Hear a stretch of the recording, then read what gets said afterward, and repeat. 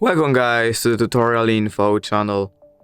In front of me is TCL 40R 5G, and in this video I am going to show you how to change screen recording sound settings on this device. Alright, so to do this, first you have to swipe from the top to the bottom like this, and right here in the shortcut panel we have to find screen recorder.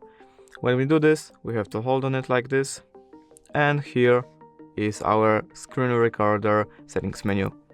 Here we have to click on this sound option, where we can choose if we want to record microphone, system, or just mute sound.